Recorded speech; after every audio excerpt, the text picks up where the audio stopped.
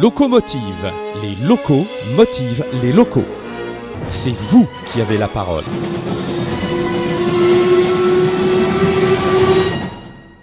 Bonjour, aujourd'hui dans Locomotive, nous recevons Geoffrey qui a créé donc cette chaîne Se réveiller, c'est s'informer. Bonjour Geoffrey. Bonjour. Alors, je vais introduire un petit peu cette interview avec une phrase de David Rockefeller qu'il a dit lors de la réunion des Bilderberger à Baden en Allemagne en 91. Il a dit ceci: nous sommes reconnaissants au Washington Post, au New York Times, au Time Magazine et aux autres grandes publications dont les directeurs ont assisté à nos réunions et respecté leurs promesses de discrétion pendant près de 40 ans. Il nous aurait été impossible de développer notre plan pour le monde si nous avions été soumis aux lumières de la publicité pendant ces années. Mais le monde est maintenant plus sophistiqué et prêt à marcher vers un gouvernement mondial. La souveraineté supranationale d'une élite intellectuelle et de banquiers mondiaux est sûrement préférable à l'autodétermination nationale pratiquée dans les siècles passés. Voilà, Geoffrey, bonjour. Donc, tu fais partie des Bonjour. lanceurs d'alerte aujourd'hui. Et à quel moment tu t'es dit, tiens, il y a quelque chose qui cloche? Si tu veux, pour remonter un peu dans la chronologie, avant le Covid, j'étais déjà pas mal éveillé sur pas mal de sujets. Je m'étais renseigné sur, un tas de sujets, l'alimentation, l'Europe, voilà, le plan un peu mondialiste qu'il y avait déjà à l'époque, hein, ça date pas du Covid. Après à l'arrivée du Covid, si tu veux, j'avoue que les premiers jours, j'étais quand même surpris, tu vois? Je savais pas trop à quoi m'attendre. J'ai pas plongé dans le narratif, mais voilà, j'ai juste écouté, je savais pas trop ce qu'il en était, quoi. Un peu surpris comme tout le monde, quoi. Hem et puis c'est au bout de quelques mois, quelques semaines que j'ai vu que ça commençait à partir, complètement en vrille. J'avoue que, il y a des lanceurs d'alerte qui ont fait un travail formidable. Je pense à Alexis Cossette, Trudel, je pense à Silvano Trota. Eh Je oui, pense que c'est ces 2 là qui m'ont le plus apporté. Hem ils ont apporté un regard qui est totalement autre sur le Covid. Ils ont apporté un regard qui est international, c'est-à-dire que plutôt que de ouais. regarder qu'en France, qu'en Espagne, que de regarder ce qui se fait en Inde, ce qui se fait à Madagascar, ce qui se fait en Amérique du Sud. Tout ça fait que, j'ai vite compris que c'était une mascarade, et surtout, ces lanceurs d'alerte ont permis à ce qu'on fasse du lien, c'est-à-dire que, ce Covid, il a une raison d'être, il a, une finalité. Alors, je ne sais pas s'il a été, créé ou autre, je ne vais pas m'avancer là-dessus, mais en tout cas, il est instrumentalisé, bien entendu, dans le but de servir le rôle de, le plan mondialiste, tout simplement. Oui. Ce qui fait que, ensuite, je suis passé par, des longs mois de, comment dire? De recherche d'informations. Heu, c'est pour montrer un peu aux gens que je suis passé par différentes phases, c'est-à-dire que Ouais. la 1re phase, j'avais besoin des personnes comme Sylvain Trotta, Alexis Cossette et cetera pour, Oui, tu avais besoin de te nourrir, en fait. voilà, j'avais besoin de me Ouais. nourrir. Ensuite, j'ai laissé de côté un peu tout ça et j'ai fait mes recherches personnelles. C'est ça qui a duré le plus longtemps finalement, hein, des mois, vraiment des mois à faire des recherches personnelles. Et après je me suis dit, avec, maintenant tout ce que j'ai appris, tout ce que je sais, c'est pas possible que je fasse rien si tu veux. Hmm. Sachant que, à l'époque, j'avais déjà une chaîne YouTube, alors dans un tout autre domaine, donc ce qui prouve qu'en fait, j'avais pas de problème en termes de numérique ou de monter une chaîne. Tout ça, je savais faire, donc je me dis, Ouais. avec mes connaissances plus le côté pratique, je me dis: «C'est quand même con si je me lance pas». Du coup, je me suis lancé et la chaîne a eu un succès énorme, mais vraiment, Alors, je tiens à remercier les personnes qui ont fait de la publicité pour moi puisque c'est notamment grâce à Sylvano Trotta ou grâce à Quadrillage Traduction, j'en passe, qui ont fait de la publicité et qui ont fait que ma ouais, que chaîne ta a chaîne a monté, quoi. grandi, bien sûr.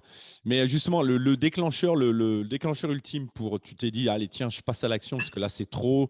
Ça a été quoi? Tu as emmagasiné tellement d'infos que tu te dis, bon, voilà, je ne peux pas garder ça pour moi, ou c'est une expérience peut-être dans ton entourage où tu comprenais que les gens avaient vraiment besoin d'avoir une autre info et tu t'es dit, bon, bah, C'est j'y c'est vais, dur quoi. c'est dur à dire, je crois pas qu'il y ait d'élément déclencheur, c'est, un long Ouais, processus, et après, en fait, c'est de voir que, ouais, même dans ma zone, proche, c'est-à-dire ma famille et cetera, de voir que les gens embarquaient. Je me suis dit: «Mais c'est quand même incroyable, quoi». J'arrivais pas à m'en rendre compte et je me dis: «Mais il faut vraiment proposer aux gens, d'autres sources d'informations tout simplement». ouais. Tu vois, là, tu as commencé l'interview avec ça. ce qu'il y a derrière la citation, c'est le rôle des médias. Bien sûr. Le rôle des médias qui est prédominant, on pourrait avoir les pires politiques du monde si on avait des médias qui seraient indépendants et qui seraient bons, il n'y aurait pas de problème. Alors que là, le cœur du sujet, c'est les médias et l'unique source d'information, quoi. On a je ne sais pas combien de journaux, mais qui disent tous la même chose. On a je ne sais pas Ouais. combien de chaînes d'infos, mais qui disent tous la même chose. Et du coup, ça conforte les gens, ils sont dans ce narratif et les faire sortir, c'est très difficile. Ouais, on est Ce dans qui une vraie guerre d'information, hein. C'est Une ça, vraie guerre mais de médias, hein. c'est clair et net, le mot est juste Ouais. et voilà, c'est moi dans mon idée, pourquoi je me suis lancé? Je me suis lancé en essayant de proposer des formats donc de revues de la semaine pour ceux qui connaissent pas. Ouais. Donc je faisais puisque actuellement là j'en sors plus, je faisais donc des vidéos, bon au début c'était 20 minutes, après je me suis laissé aller, j'ai fait 1 heure et plus, où je faisais en gros, voilà, une revue de la semaine, c'est-à-dire je prenais les informations principales de la semaine et surtout j'essayais d'être très, concret, d'avoir que des sources fiables, c'est-à-dire je prenais même du mainstream tout le temps pratiquement, que du Ouais. mainstream ou bien des sources alternatives mais qui sont quand même fiables.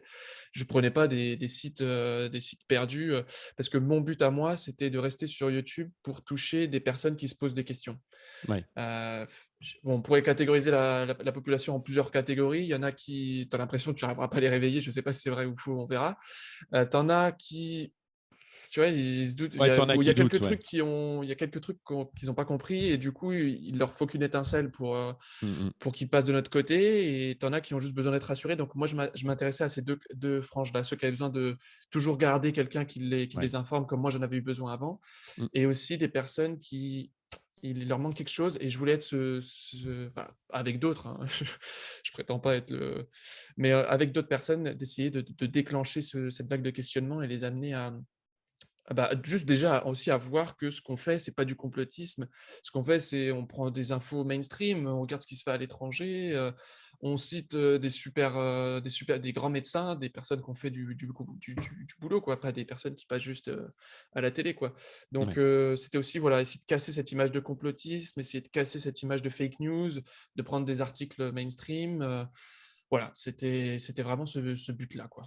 Oui, en fait, dans la construction d'une capsule, tu retenais vraiment les infos dont tu étais sûr à 100, des choses, envers lesquelles on ne pouvait pas te dire: «Ouais, mais attends, ça, nous, on a checké, c'est faux, ça, c'est une fake, ça, c'est pas des vrais mecs, ce médecin-là, il est plus en activité, il sait pas de quoi il parle». Donc ça tu avais un temps de recherche, ça devait prendre quand même beaucoup de temps pour faire une capsule d'1 heure. Tu passes à peu près combien de temps de recherche? Oh la vache, c'est c'est dur à dire, hein, franchement, parce qu'on s'en rend pas Ouais, compte, mais on passe un temps ouais. fou. Après, je tiens à faire un grand remerciement à ceux qui m'ont aidé, puisque à la base, je me suis lancé seul et puis ensuite, au bout de quelques semaines, j'ai lancé un appel, à des âmes généreuses, Ouais. qui se sont portées volontaires pour venir m'aider, que j'ai appelé les chercheurs d'or, parce que pour moi, l'information, c'est l'or. Mmh. Du coup, bah, ces personnes-là, elles sont venues m'aider, et bah, franchement, elles m'ont fait gagner un temps considérable. Puisque voilà, pour, expliquer, faut un trouver l'information, 2, bah, lister toutes ces informations, ensuite les mettre dans un ordre précis pour que ça fasse une chronologie, que ça fasse un déroulé, un narratif, Mmh. vérifier l'information, creuser l'information puisque, bah, il y a certains articles de journaux qui vont plus loin que d'autres et c'est un temps qui est considérable. Je sais pas combien d'heures je passais par semaine, je franchement, je saurais pas te dire, mais c'était très long. Oui, C'était parce que très moi, long. je me souviens, moi, je t'ai découvert avec, ce que tu faisais pour la présidentielle américaine. Donc ce qui veut dire que tu regardais aussi beaucoup de chaînes américaines, et puis pas que Fox News non plus, parce que, bah, il y Non. en a tellement non aussi. Hem, est-ce que ça a impacté dans ta vie de tous les jours? Quel métier tu fais, par exemple, si c'est pas trop indiscret? Non, c'est pas un distract. Je suis professeur, D'accord. professeur des écoles et bah, en fait, j'ai envie de dire ça va un peu avec. Je sais pas comment expliquer ça, le lien, mais si tu veux, j'aime avoir enfin moi je suis aussi beaucoup dans l'histoire, comment dire? Je suis un passionné un peu d'histoire, D'accord. et ce qui fait que j'aime beaucoup, bah, les informations, l'actualité, ce qu'il en découle, essayer de comprendre, essayer de décortiquer. C'est ça que j'adore aussi dans l'histoire, c'est d'essayer de démêler le vrai du faux Oui, et et d'aller c'est ce qu'on chercher retrouve au-delà actuellement, des quoi. voilà, d'aller C'est ça, chercher au-delà des livres d'histoire. Par exemple, quand on nous raconte que Lee Harvey Oswald a tué, Kennedy, que, Adolf Hitler est mort dans son bunker, c'est aller creuser parce qu'on sait qu'il y a d'autres mecs qui ont écrit d'autres choses, hein. c'est ça. Moi, je suis un petit peu comme toi, je suis passionné d'histoire et l'histoire à l'école, c'était, très chiant, à part quelques profs qui avaient compris comment nous faire aimer l'histoire et qui nous diffusaient à l'époque des reportages ou des films qu'il avait dégotés à droite à gauche. Donc on avait une autre vision. Bien évidemment, on avait compris après qu'il fallait qu'il colle à un programme. Mais en off, j'ai envie de dire, il nous racontait tellement de choses. Et puis, moi, j'ai redécouvert l'histoire. Ça fait un peu vieux con, mais je regardais Alain Decaux raconter. Ce mec-là, moi, il m'a réappris quand j'étais encore ado l'histoire de France que je ne connaissais pas, avec des anecdotes, tu vois. Et Ouais. je trouve ça hyper intéressant. Mmh. Et bah, après ça va aussi dans la période actuelle, hein, le côté historique, on est dans la période de la cancel culture, de tout ça, ce Ouais. qui fait que, moi, ma façon de contrer ça, c'est de m'abreuver de tout ça. C'est-à-dire, à la fois le côté histoire de France et Mm. le côté aussi, tout simplement culture, littérature française. J'avoue que tout ça me permet, moi, de contrer ce mode cancel culture. Enfin, j'avais pas ce goût, quand j'étais plus jeune et là, maintenant, je l'ai et j'ai envie de le satisfaire complètement pour avoir les armes de pouvoir défendre cette culture française qui n'existe pas selon Macron, cette culture française et tout ça, vraiment, il faut avoir les armes, il faut connaître pour pouvoir défendre. Donc, c'est pour ça qu'en ce moment, je suis vraiment beaucoup là-dedans et c'est aussi, j'avoue que, j'ai adoré par exemple, les conférences de François Asselineau. Je fais pas de publicité pour un candidat à la présidentielle, chacun fait comme il l'entend. Ouais. Mais j'ai adoré ses conférences sur l'histoire de France, puisqu'il explique à merveille que, s quand on comprend le passé, on comprend mieux le présent et Ouais. on peut aussi essayer d'anticiper le Le futur, puisque futur. finalement l'histoire, c'est un éternel recommencement, c'est les mêmes Mm. erreurs qui sont faites. Ce qui fait que, c'est pour ça que j'ai trouvé dans le côté historique, quelque chose de très important à l'heure actuelle et qui nous permet de comprendre la situation et d'anticiper la suite, quoi. Oui, parce que si on regarde, si on retient l'histoire telle que on l'a apprise nous à l'école, c'est-à-dire la guerre, 1 et deuxième guerre mondiale, là, on peut faire quand même des passerelles, même s'il y a beaucoup de gens qui disent: «Mais comment vous pouvez vous permettre, vous les complotistes et cetera?» On est traités d'extrémistes, de fascistes, de nazis, de tout ce qu'on veut. Mais si on lit un petit peu l'histoire et comment ça s'est produit à l'époque, c'est les mêmes gens qui disaient les mêmes choses. Tous les héros de leur vivant n'ont jamais été considérés comme des héros. Ouais, C'est ça qui est assez hallucinant ouais. et le fait d'être dans cette position-là, d'être accusé de complotisme, pour moi, prouve que plus tard, on sera considéré comme alors peut-être pas des héros, mais Ouais. comme du bon côté, en tout cas, de Mmh mh. l'histoire et comme des personnes qui juste ont réfléchi et qui n'ont pas suivi bêtement, la masse et là où on voulait nous emmener, quoi. J'ai une question par rapport à ton logo, parce que j'aime beaucoup comment il est fait. On dirait un peu un arbre de vie. Alors, est-ce que tu peux m'en dire un petit peu plus sur ce logo? Je vais vraiment te décevoir complètement, parce qu'on me l'a demandé plusieurs fois cette histoire de logo. Ouais, J'avoue que je ne savais pas quel logo mettre et je suis quelqu'un d'assez nature. Donc j'ai trouvé cet arbre qui était, juste magnifique, et finalement après il y a plein de personnes qui sont revenues, et qui ont essayé de décrypter par rapport à ma personnalité et finalement je me suis dit: «Mais c'est incroyable, j'ai choisi ça pratiquement au hasard, mais finalement ouais. ça me reflète, énormément». Donc à la fois le côté nature, il y avait d'autres éléments qui sont un peu plus personnels que je ne vais pas forcément, détailler ici, mais ouais, je suis désolé, là-dessus, c'est pas magique. D'accord. Voilà. Et justement, on parlait de ton métier et comment, aujourd'hui, en tant que, professeur des écoles, comment toi tu arrives à vivre? Est-ce que tu arrives à dialoguer avec tes collègues? Est-ce que tous tes collègues sont, complètement fondus dans le narratif, officiel, ou est-ce qu'il y en a avec lesquels tu peux, discuter et échanger, des opinions? Alors j'ai quitté l'éducation nationale l'année dernière, puisque, bah, je ne me retrouvais plus en accord, dans plein de domaines, c'est-à-dire à la fois le côté vraiment pédagogique pur, donc le côté enseignement pur et puis, bah, bien entendu avec toute l'arrivée du covid, tout ça, ça c'est vraiment compliqué. J'ai eu des situations difficiles, c'est-à-dire que en fait, j'ai vécu pendant un an, là avec le covid, j'ai vécu pendant un an en trouble de personnalité, je sais pas comment dire ça. J'étais à la fois moi, chez moi et Ouais, j'étais une autre personne à l'école puisque je ne pouvais pas être, OK, moi à l'école. ouais. Je n'avais aucun soutien, que ce soit par rapport au covid, tout ça, il y avait aucune légèreté possible, j'avais aucun soutien dans l'école où j'étais, et je me doute que ça doit être, le cas dans beaucoup, beaucoup, beaucoup d'écoles, Ouais. vu les retours que j'ai. Donc je pouvais pas rester dans ces conditions-là, donc j'ai décidé de quitter. C'était pas un choix facile parce que je suis très jeune, donc j'avais aussi la sécurité de l'emploi, j'avais tout Ouais. ça qui faisait que, j'aurais pu mais c'était clairement pas possible pour moi de rester là-dedans en termes de j'aurais pas pu rester moi-même finalement, Ouais, en bah fait, hein. oui. Ce qui fait que je suis parti, je suis dans une école, alternative, donc du coup et une Style école privée. Montessori, tout ça? Un peu? Voilà, école Ouais, privée, d'accord. et j'y suis beaucoup mieux, c'est-à-dire que, je ne vais pas rentrer dans le détail, mais les contraintes Covid sont bien différentes. Bah oui. Enfin que ça soit pédagogiquement, par rapport à la situation actuelle, tout est beaucoup mieux, je me sens beaucoup plus, à ma place à l'heure actuelle. J'ai fait le choix, de mon bien-être au travail et de mon bien-être personnel Ouais. plutôt que des soucis financiers ou autres. Parce que je gagne beaucoup moins et cetera donc mais je suis beaucoup plus épanoui dans le Oui, tu métier as que je une fais meilleure actuellement. qualité de vie, même si tu as moins la sécurité, tu es moins, bah, voilà, tu es plus, Voilà, c'est ça. C'est ça, comment, un fonctionnaire de l'État. c'est ça et c'est vrai que, bon, dans l'éducation nationale, c'est pour ça qu'il y a enfin, je veux dire, je vois beaucoup de personnes qui disent qu'ils vont retirer leurs enfants de l'éducation nationale. C'est vrai que la situation devient, très, très grave. Là, par exemple, très récemment, là, il faut 3 tests Ouais. pour tous ceux qui sont dans la classe d'un cas, Covid. Oui, c'est complètement Ça devient hallucinant ça le devient ouais. fou, c'est et puis qu'est-ce que ça va faire? Ça va faire augmenter le nombre de cas, pour les enfants et puis ils vont nous dire: «C'est dramatique, il y a beaucoup de cas pour les enfants, il faut les vacciner». Enfin bon, on connaît le narratif donc du Mmh. coup, ça devient fou.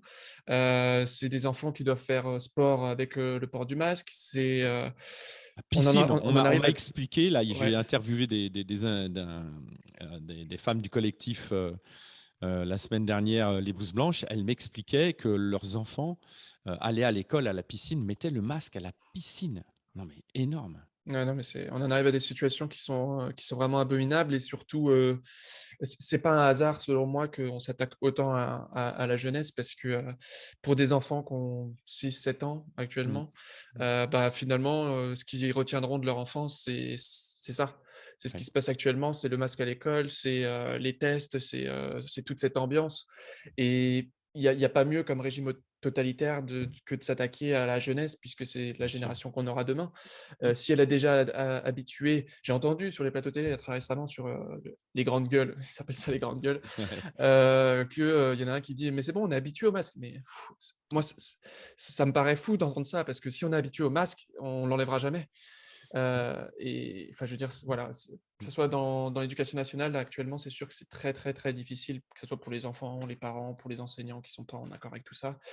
Et j'imagine qu'il y a des enseignants aussi qui sont pas tous en accord avec ce qui se passe, mais qui ont pas non plus énormément de moyens ou de possibilités, donc voilà, mais c'est comme ça dans tous les métiers, Ouais, ouais. actuellement. Est-ce que pour toi 2022, ça sera l'année de sortie, de cette dictature ou, ça va être l'année meurtrière? Parce que Maître Division lui dit beaucoup: «Des larmes et du sang, des larmes et du sang» et pour toi, c'est 2022, tu la vois comment cette année? Très incertaine, Ouais, je sais pas comment dire ça autrement, très, très incertaine parce que voilà, tu as résumé et ça peut être noir, ça peut être blanc, ça peut être même un petit gris, on sait pas forcément. C'est quand même très difficile d'anticiper la suite puisque on est sur le seuil du pass sanitaire dans les entreprises. Qui dit pass sanitaire dans les entreprises dit des millions de personnes qui potentiellement perdent leur emploi s'ils vont ouais. jusqu'au bout de leurs convictions. Hem, j'ai entendu aussi, monsieur Trudeau, là très récemment qui parle des non vaccinés mais d'une manière, de plus en plus violente. C'est-à-dire Ah que bah, pour c'est des parias de la société, hein. ouais, et là Mmh. là, je viens juste là, 10 minutes avant l'interview d'écouter un passage, là, j'ai plus retenu les mots exacts, mais il pose une question en incitant déjà à la réponse, les non vaccinés deviennent pratiquement des personnes qui n'ont plus de droits, qui sont pratiquement «exterminables» entre guillemets. Enfin, Ouais. le mot est fort, hein, je sais, Mmh mais mh. mais voilà, ça peut passer de ce côté-là, ça peut passer par un éveil des populations. C'est très difficile de savoir dans quel sens ça va aller. Hem Selon moi, plus on avance, plus ça va être difficile de faire un retour en arrière, Ouais. heu, parce que c'est leur but. Je te prendrai un exemple pour t'illustrer, le port du masque quand il a été mis en place au tout début, on a été nombreux à dire: «Attention, le port du masque, ça va pas être» parce qu'on nous l'a vendu pour quelques semaines à la base. On a dit: «Si ça rentre, va falloir se lever de bonne heure pour l'enlever» et on est là en 2022, le 3 janvier et le masque, on n'en parle même plus de l'enlever, on parle même de le remettre en extérieur. Ouais, Donc plus on avance, plus on a des choses à enlever et pour moi, plus c'est difficile. Maintenant, il y a aussi des fenêtres d'opportunité pour réveiller des gens. C'est-à-dire que là, par exemple, si le pass avec les nouvelles doses, avec les délais qui se rétractent, il y a des vaccinés qui commencent un petit peu à tiquer. ouais, Le problème, c'est que ça va demander un courage, qui va être très important à tous ceux qui sont au courant. Puisque, par exemple, là, je prends l'exemple, si le pass sanitaire arrive dans les entreprises, je pense que malheureusement, il y a quand même parmi, je sais pas, 5 millions là qu'on est apparemment, beaucoup de gens qui, 5 millions, ouais. ouais, beaucoup de gens qui malheureusement vont peut-être aller se faire vacciner parce que ju ou faire un faux pass ou je sais pas, mais juste parce que, bah, actuellement, comment vous voulez faire? Il faut pouvoir travailler, il faut pouvoir, ramener de l'argent à la Eh maison oui. et si c'est pas le cas et si on va jusqu'au bout de nos convictions, on pense à des choses qui sont plus difficiles, à une vie qui est beaucoup moins confortable, Ouais. que moi j'ai déjà, intégrée dans ma tête, mais qui est très difficile à intégrer pour beaucoup de gens. Donc, Mmh. je sais pas de quel côté ça va pencher, je sais pas s'il y aura assez de monde courageux pour aller au bout de leurs idées. Je tiens juste à rappeler que, voilà, si on est encore 5 millions de non vaccinés, heu, on était tous d'accord pour dire, à ceux qui hésitaient à se faire vacciner de pas enfin, de leur dire de pas aller se faire vacciner parce qu'ils nous mettaient, nous, Bah oui. dans la merde finalement, parce que Mmh. plus on allait être moins on allait être nombreux, plus on allait pouvoir nous taper dessus. Il faut garder ce raisonnement, c'est que si on est 5 millions à ne pas aller se faire vacciner, ça va être une épine dans le pied qui va être quand même assez importante. Par contre, s'il y en a la moitié qui cède, pour l'autre moitié, ça va devenir très compliqué. Moi, j'ai entendu parler d'autres chiffres, hein, 35 de la population qui n'est pas vaccinée, ce qui ramènerait à 25 millions. Ça, Après, c'est je par pense rapport, du que coup, à la dernière dose, si je me rappelle bien. ouais, mais à part moi, ça fait des mois que j'entends qu'on est à peu près 25 millions à rien s'être injectés. Je pense qu'il y a pas beaucoup de gens qui ont cédé. Ensuite, je pense qu'il y a des gens qui se sont débrouillés pour avoir, comme tu disais, des faux, des choses comme ça. Hem Ensuite, moi aussi, ce qui m'inquiète, c'est de la montée en puissance de gens qui pensent à mettre fin à leur vie parce que ils perdent tout, quoi. C'est Mmh. du jour au lendemain, tu es même plus un clochard, tu même plus un clochard. Tu vois? Un clochard, à la limite, on pouvait s'arrêter, lui donner une pièce, on pouvait à la limite, l'aider et l'emmener dans des structures d'accueil. Là, c'est même plus ça. C'est-à-dire que le choc psychologique qui est là, c'est que tu n'appartiens plus à cette société. Tu imagines le vide dans lequel tu tombes, il y a aucune sécurité, il y a plus Ouais, rien, c'est quoi. clair. Ouais, c'est C'est clair. Mmh. hallucinant. Alors justement, pour, contrer un petit peu tout ça, le 22 décembre, j'ai vu que tu avais créé, donc un collectif Français Libre, sur différents réseaux, notamment, Telegram et je voulais que tu nous en dises un petit peu plus. Pourquoi, justement, à l'arrivée de cette fin d'année, tu t'es dit: «Bon, bah, là, je vais créer ce collectif». Quel a été le moteur? Ouais, alors je vais faire le lien du coup avec ma chaîne puisque, Ouais, donc je faisais des revues de la semaine et puis j'ai arrêté récemment, la dernière que j'ai faite, je crois, c'est sur les élections pour ouais, 2022. Et je me suis un peu arrêté parce que, bah, en fait, je me suis retrouvé face à un constat de se dire, tous les trucs qu'on avait anticipés, qu'on a alerté les gens, bah, finalement on est dedans actuellement, ce qui fait que, quoi dire de plus à part: «On vous l'avait dit». Puis j'ai pas ouais, envie de faire des vidéos pour dire: «On vous l'avait dit». J'avoue que la capsule de la Croix du Sud où il a expliqué ça est un peu en accord avec ce que je pense aussi. Hem, et puis, j'avoue que c'est un cheminement personnel encore une fois. On parlait du fait de où est-ce que ça va déboucher? Est-ce qu'on va passer du bon côté ou du mauvais? Hem, et du coup, en fait, bah, j'ai dû moi-même accepter l'idée hem, que comment? Je suis désolé, ça a dû bugger un petit peu, c'est pour ça que ouais, non, ça va, ça va. ouais, ça va, parfait. J'ai dû moi-même accepter l'idée que, bah, potentiellement, ça irait plus loin et que potentiellement, on devrait se battre et que ça irait peut-être pas du bon côté Ouais, et du coup se préparer contre ça. Donc ça a été déjà un cheminement personnel, d'accepter l'idée que l'issue ne soit peut-être pas positive, rapidement mmh, et du coup, dans ma tête, je me suis dit: «Bah, maintenant que tu as intégré ça, faut s'organiser, quoi. Faut y aller de manière concrète, pratique». Hem Et Oui. bah, c'est ce qui m'a amené à créer donc ces groupes Français Libre donc sur Telegram, qui regroupent actuellement plus de 2 500, personnes donc dans les différents canaux. On les a Mmh. répartis par région pour que Ouais, c'est ce que j'ai vu, ouais. ouais, pour que du coup, bah, ça facilite les actions. C'est-à-dire que, alors on pense même à faire encore, peut-être départementaux et cetera. Alors le premier objectif de ces groupes, c'est, recréer du lien. Voilà, on parlait, j'ai 5 000 000 de vaccinés, on peut être plus, je suis d'accord, les chiffres sont peut-être biaisés.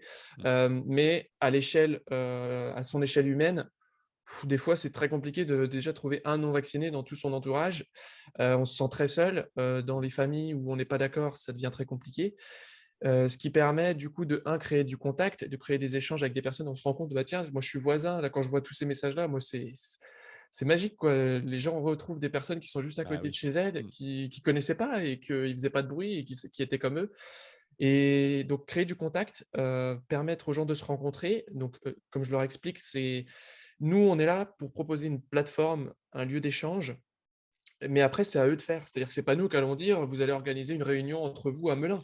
Oui, voilà, C'est aux s'ils veulent gens de monter un faire. collectif dans leur ville et ils se rendent compte qu'ils sont une quinzaine ou une centaine, ils peuvent se dire: «Tiens, on va monter un collectif» et grâce à ton réseau, de Français Libre, on sait qu'on va toucher des gens proches de chez nous. C'est ça, c'est exactement ça. Le fait que j'ai Mmh. lancé ça, je l'ai lancé parce que voilà, j'ai beaucoup de gens qui me suivent. Je suis à 12 000 sur Twitter, 15 000 sur YouTube et cetera. Le fait que moi je l'organise, ça ramène du monde. Donc en Eh fait, oui. le seul objectif que moi j'ai, c'est de regrouper ce monde-là. Après, ce que les gens en font, finalement, moi ça m'est égal. Ils trouveront les idées par eux-mêmes. Contrairement à la citation du départ, je crois au peuple, Ah, une l'humanité, partie, eh oui. peut-être pas toute la toute la frange de la population, mais je crois quand même que, et je l'ai vu avec des rencontres que j'ai fait récemment, à des personnes intelligentes, qui voilà, qui réfléchissent, qui s'organisent, qui ont des idées, qui ont des idées très concrètes de choses à mettre en place. Et depuis donc qu'on a créé ça, bah, il y a des initiatives qui ont été lancées. J'en cite quelques-unes juste pour donner un peu des Ouais, des idées de ce qui est fait. Et encore une fois, moi j'ai rien fait. C'est-à-dire que j'ai juste proposé aux gens tu de as se mis en réunir sur lien. ces groupes. J'ai mis en lien. Voilà, Voilà, tu as ouais. très bien résumé, je cherchais le terme. Et et eux, ils ont créé. Alors, il y en a, ils ont créé, enfin, des choses toutes simples. Il y en a, ils ont invité des personnes pour une galette des rois.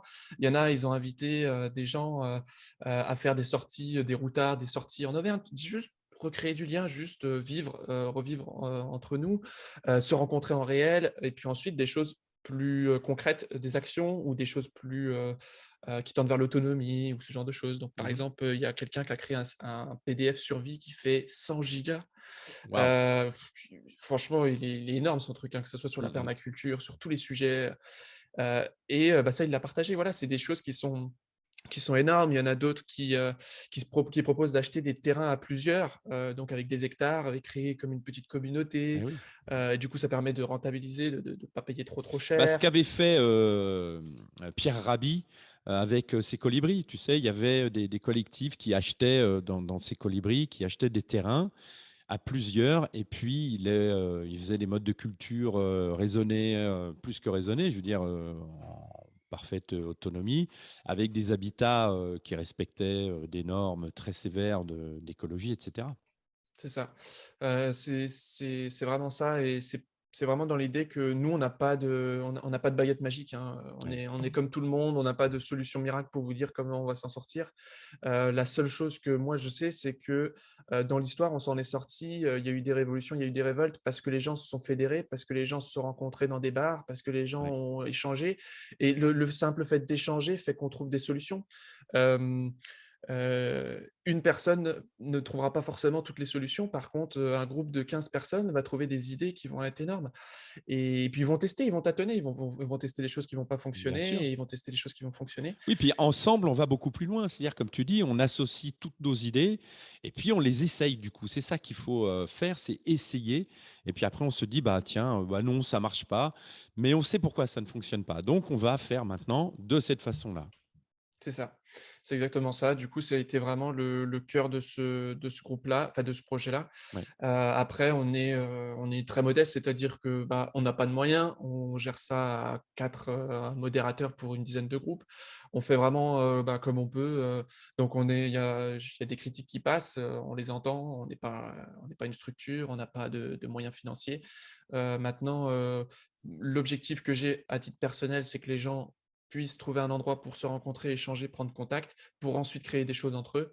Pour moi, cet objectif-là est déjà atteint, Ouais. et j'espère qu'il sera atteint, encore, de manière plus importante avec plus de gens, avec tout ça. Après, on est sujet à critique aussi puisque, il y a des infiltrations, c'est-à-dire que dans ces groupes, on sait très bien qu'il y a des comptes qui sont créés, qui sont là pour faire détruire ce genre d'initiative puisque ça gêne.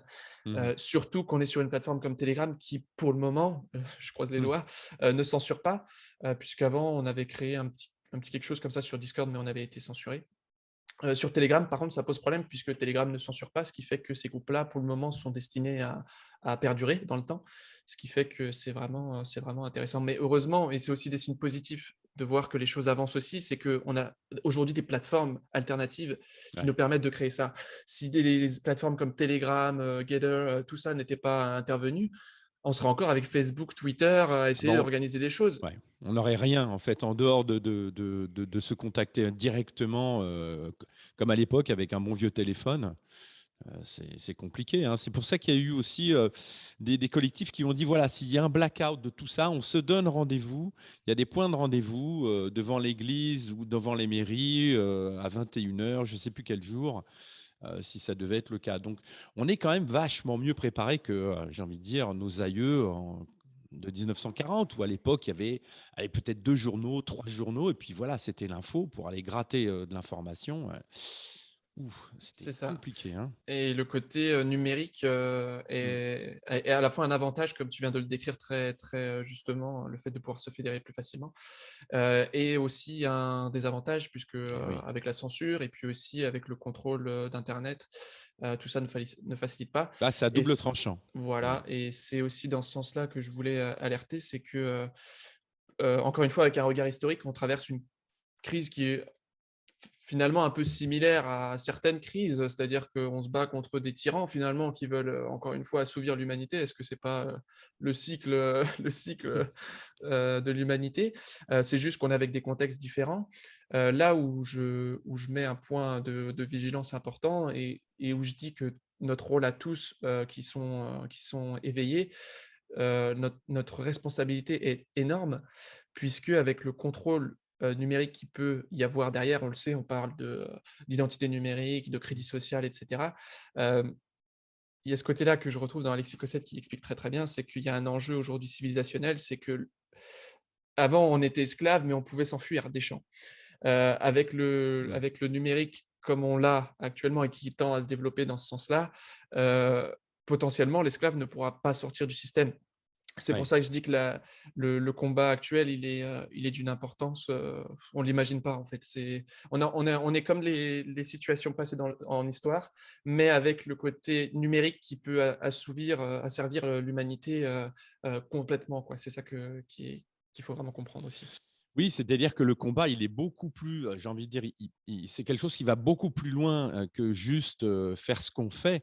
C'est-à-dire que derrière, si on prend conscience, comme tu viens de le dire, de l'aspect numérique, de l'aspect esclavage numérique, parce qu'on est tous aujourd'hui attachés à notre portable, à notre ordinateur, à quelque chose de numérique, hein, nos cartes bancaires et cetera et cetera. C'est devenu une habitude. Vouloir, se déposséder de tout ça, ça devient très, très, très compliqué. Et c'est quasi on s'aperçoit, c'est quasi impossible. On a besoin du numérique, comme tu dis, pour communiquer. Si demain il y a un blackout, on l'a tous vu quand il y a eu le blackout là, il y a quelques mois de Facebook, bah, ça faisait bizarre, quoi. Du coup, on n'avait plus le Facebook. Bah, on a beau le critiquer, mais c'est vrai qu'on communique beaucoup dessus. Donc il y a des réseaux aussi qui se sont mis en parallèle. Je pense à des réseaux comme Solaris où des gens, réapprennent, aux personnes à se servir de Sibi pour pouvoir communiquer. Donc c'est vrai que et quand on se met là-dedans, on se rend compte que waouh, c'est vraiment long. On revient à une forme de lenteur des années 50, 40, 60. Là, Nous, aujourd'hui, l'ère numérique va très, très vite Ouais. et c'est là le piège. Il y a aussi une autre réflexion que je me suis faite, c'est que très vite, dans cette crise, on a vu des gens comme Florian Philippot prendre position clairement, faire des manifs, dénoncer ce qui se passait avant qu'il y ait toutes ces grandes manifs et du coup, toi et moi, on est souvent taxés de: «Ouais, mais c'est des trucs extrémistes, ouais, vous êtes, des extrémistes de droite», et cetera. Hem Mais alors, est-ce que ça veut dire qu'on doit ignorer, nous, des gens, qui sont, dans la vérité parce qu'ils sont, d'extrême droite? Je veux dire, moi, je ne sais pas, quelle est ta réflexion, toi, là-dessus? Quand on te dit: «Ouais, mais tu es un extrémiste de droite».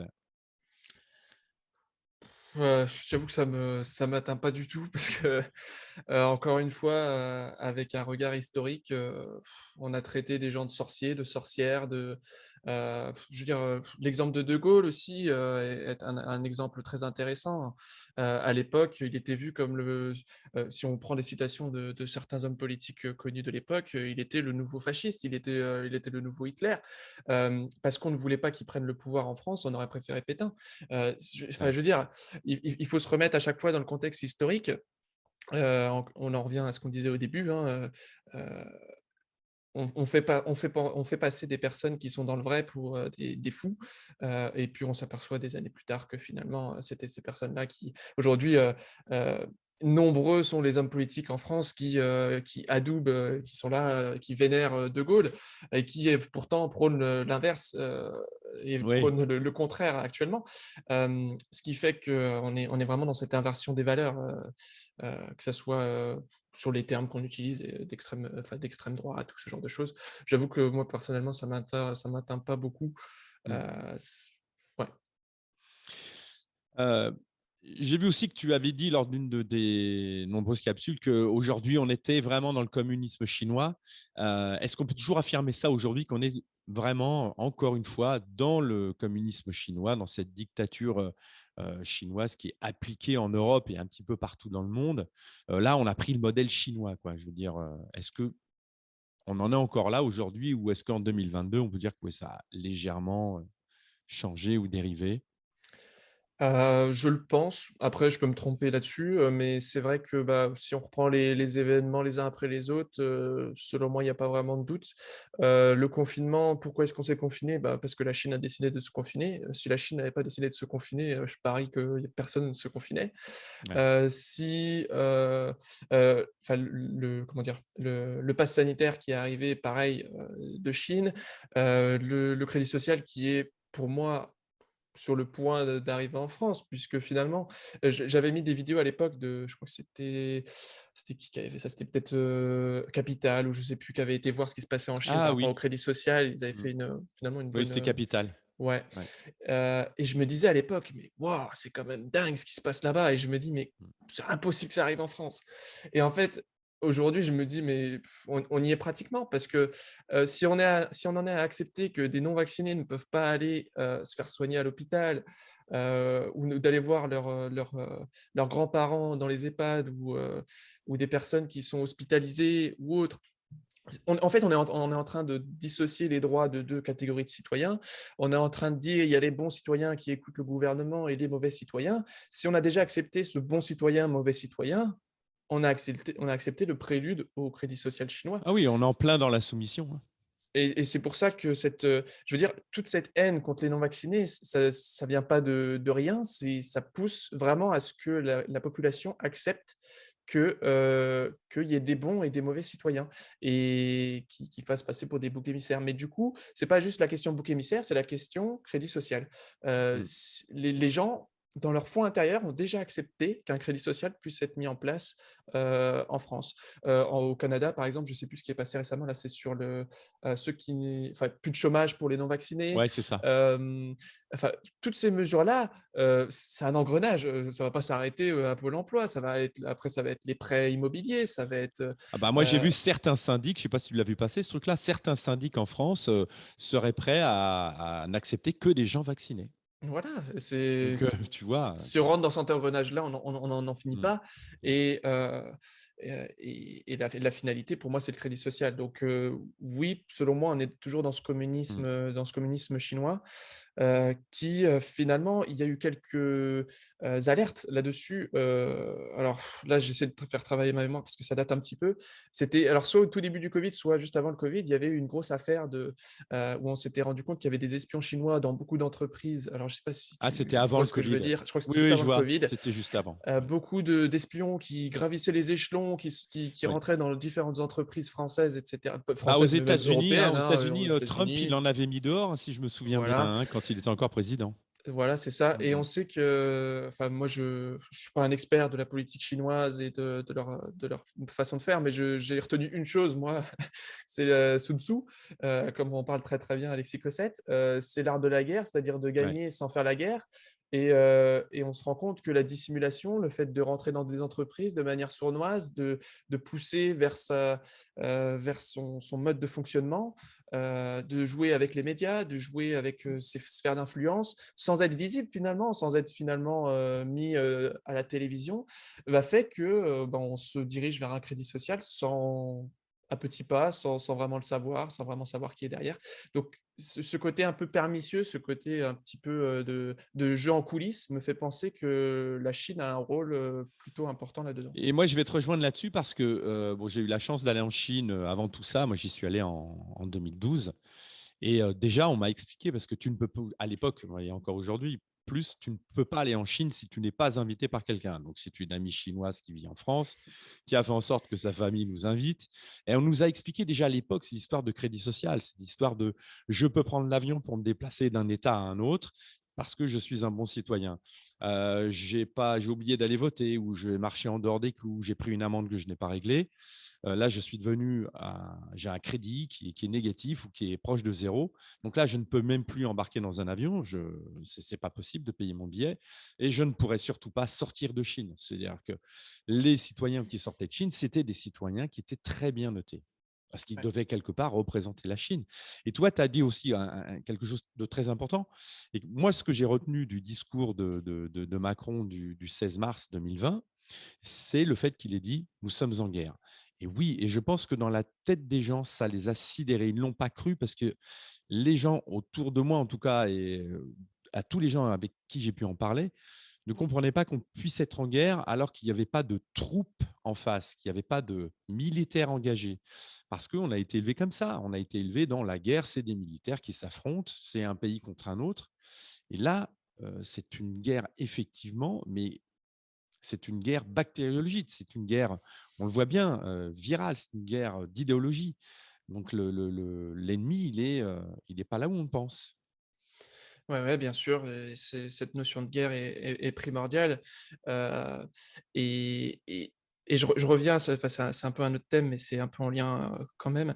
Heu, pour moi, ce qui favorise, la situation actuelle, c'est une, mauvaise compréhension du mal. Tu es pour l'union de tous. Est-ce qu'aujourd'hui, un Français qui a reçu ces 3 doses est un Français uni et libre, selon toi? C'est une bonne question. C'est une bonne question, je veux pas mettre tout le monde dans le même panier parce Ouais, que, enfin, dire des personnes avec qui je parle, il y a de toutes sortes, il y en a, ils iront jusqu'à la 150e dose s'il y en a 150, mais il y en a qui, dose après dose, se posent des questions.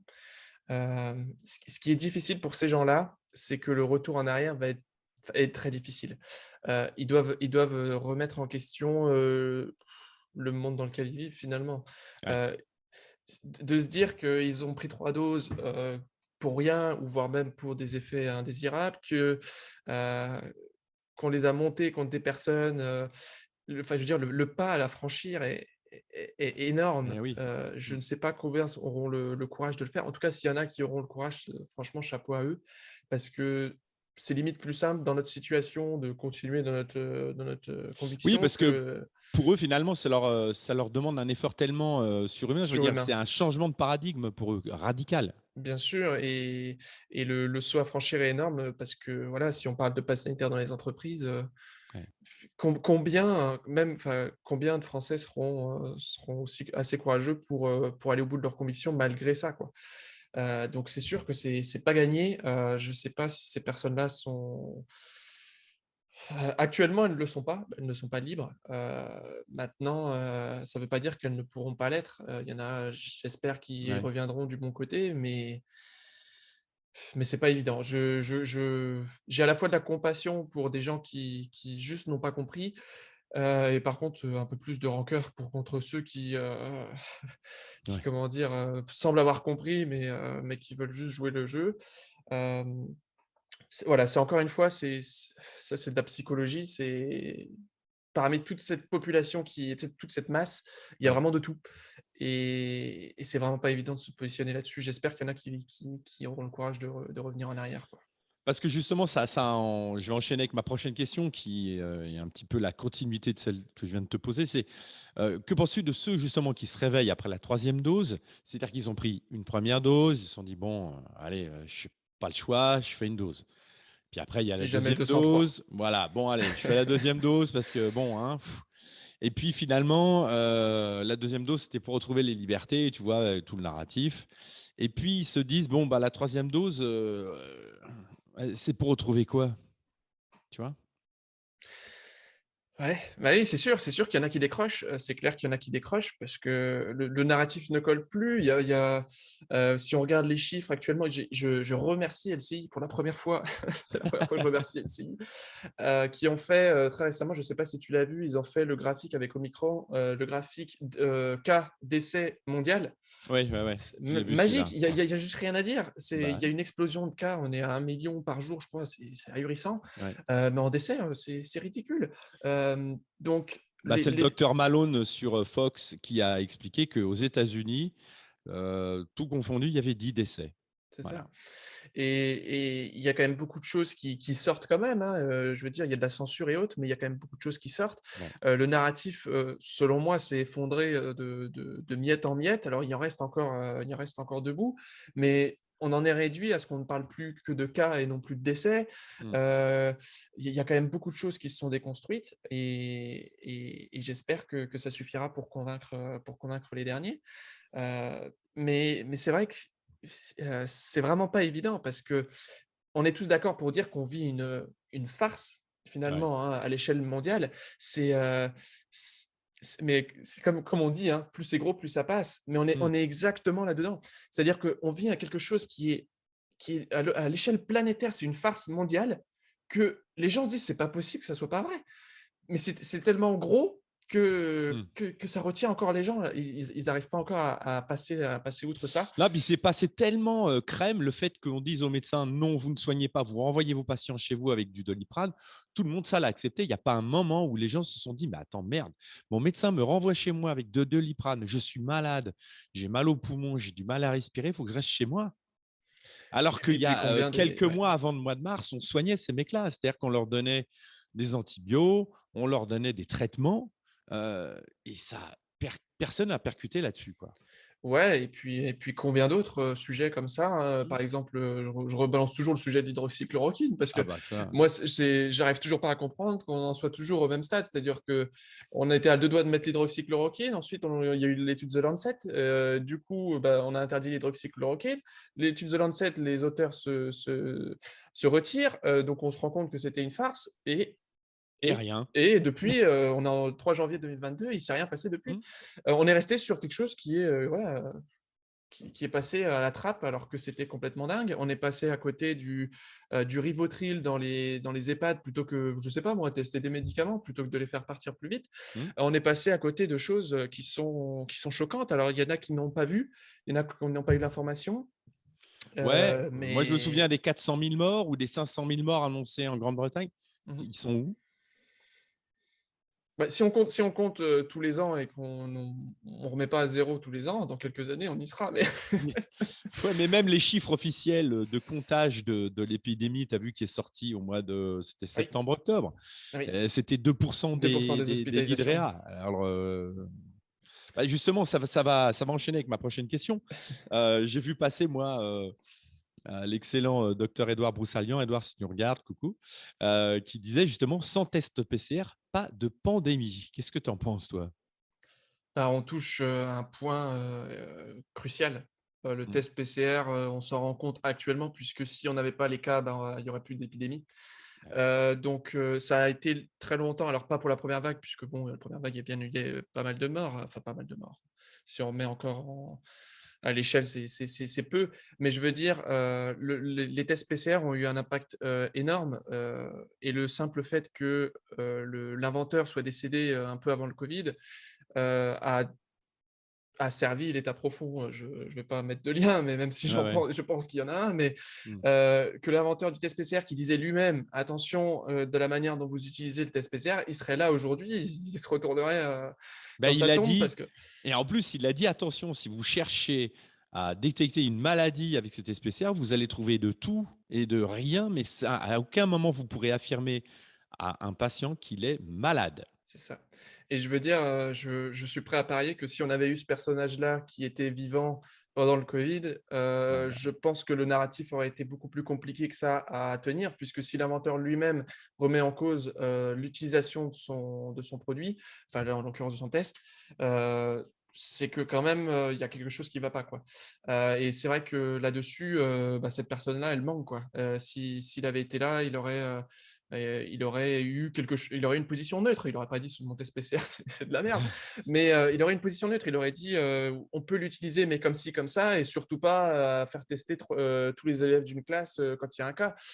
Donc, voilà, le test PCR a eu une importance, énorme Et puis c'est un dans la crise. instrument magique, c'est-à-dire que tu le cycles à 55 cycles comme c'était le cas au début et je pense que c'est resté le cas parce que même si on nous vend qu'aujourd'hui il cycle à 25 ou 30, mais à l'époque, il y a tous les grands chercheurs disaient: «Mais il faut arrêter de cycler ces tests RT-PCR à plus de 25 ou 30 cycles parce qu'on va trouver des virus morts de partout». C'est ça. Alors aujourd'hui, on nous dit: «Oui, alors, ce test PCR, c'est marqué dessus, ça a été, il a été cyclé», quand on va dans les labos, on voit le résultat, c'est cyclé à 25-30 cycles. Mais, alors du coup, rhume, grippe, maladie pulmo et cetera, ça a disparu. Oui, bien sûr et puis, bah, là, j'ai eu le cas récemment là dans mon entourage d'une personne qui est testée covid et elle voulait savoir si c'était le Omicron. On lui a dit: «En fait, c'est la grippe». Donc c'est assez magique. Ouais. Et c'est vrai que voilà, le côté cas, enfin je veux dire, on va pas rentrer encore, mais c'est vrai que ce serait quand même important de le repréciser. On a tout confondu, on a confondu cas et malade, Mmh. heu, on a confondu tout ça, ce qui fait que il y a plus rien de logique. Aujourd'hui, si on testait les gens pour la grippe, ben, on trouverait, je sais à l'échelle mondiale, on trouverait un million de cas pour la grippe et est-ce que pour autant on mettrait le masque? Est-ce que pour autant on aurait un pass sanitaire? Est-ce que Et quand on sait que la grippe tue, en moyenne beaucoup plus de gens tous les ans que le covid, hein, bien si on sûr. avait les chiffres, on était autour de 0,5 pour le covid et la grippe aux alentours de 2. Est-ce qu'on serait toujours dans ce narratif à dire aux enfants, «Vous êtes des tueurs si vous allez Oh voir là votre là. grand-mère, alors que vous n'avez pas le masque» et cetera.